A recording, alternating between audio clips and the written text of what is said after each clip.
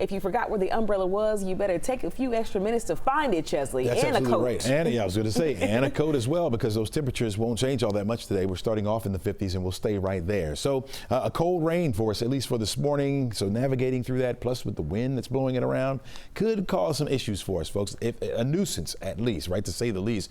This is going to be the first of 2 rounds that's going to come through. We'll have one for today and then again on Wednesday. So we'll catch a break in between. Coldest temperatures since March, folks. We haven't had highs in the 50s since March, and so it will be on the cold and breezy side out there. Umbrella, of course, the coats, we already mentioned it. That's what you need, at least to navigate around for today.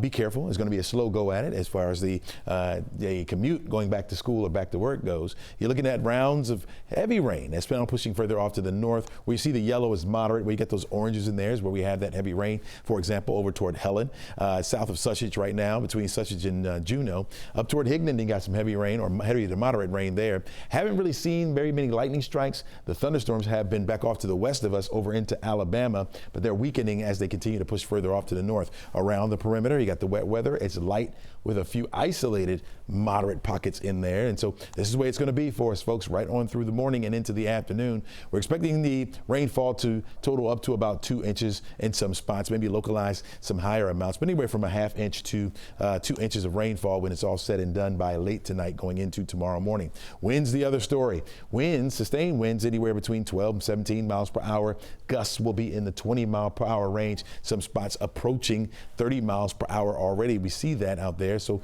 a bit gusty at times as we head through the day. Those 20-mile-per-hour gusts stay with us through about 11 o'clock tonight before things begin to settle down. Got an area of low pressure. It's down to the south of us. Thanks to this, it's drawing in some of that moisture. You can see the easterly flow, everything headed toward this area of low pressure. So you got that counterclockwise flow. The severe weather has been down to the south over into the panhandle of Florida. That's going to continue to slide to the east. As long as it's around, we're going to hold on to that chance of rain, folks. It'll be around for today. Tomorrow starts to taper off. By the morning, we're expecting a few isolated showers and then back up again with the next system that's going to roll in on Wednesday. We'll give it a 70% chance of the rain. That tapers off by Thursday morning, sets us up for a beautiful Halloween. We'll get the sunshine back in here, and I think we'll be A-OK for the trick-or-treaters. Category 5 hurricane, winds up to 160 miles per hour. The problem with Melissa so far has been the movement. Very, very slow. Still slow this morning, moving to the west at about 3 miles per hour. And here's Jamaica here. There's the eye there. It's going to start to bend back toward the north, and we're expecting that to make a landfall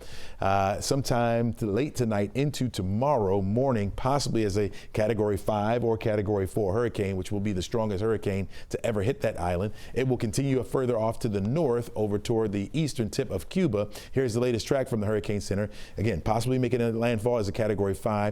Category 5 or 4, not going to make a difference. That's going to be devastating for that island. You're looking at it hitting Cuba, eastern portions of Cuba as a Category 4 or 3, so still a major hurricane for eastern portions of Cuba, and then headed toward the Bahama Islands as a Category 2 hurricane. You can see the watches in effect already for them, and then that sets to head out to sea very rapidly. Could be brushing nearby Bermuda by the time we get to Friday as a Category 1 hurricane or 2. So we'll watch that. Not going to make direct impact for the United States at all, but our hearts and minds and prayers are going out to those, of course, in Jamaica and Cuba and for the Bahama Islands. You're looking at scattered showers around at least right on through the rest of the day, folks. It's going to be off and on once we get toward the afternoon, but we'll have it around. So the wet weather not going anywhere, already soggy streets, and that's not going to evaporate because we're going to hold on to the cloud cover. Even through the day on Tuesday, you notice the rain tapers off, but we still have the clouds in place. The winds would have died down just a little bit. And then here comes the next system by Wednesday, bringing in the rain. It will be light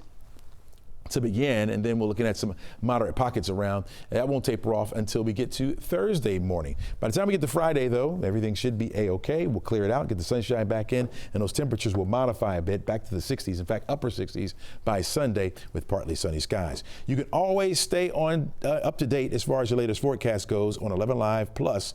Download it on your TV, folks, and watch the 11 Live Weather Impact 24/7 for free. All right, let's go over to Rachel now with a check on those roads.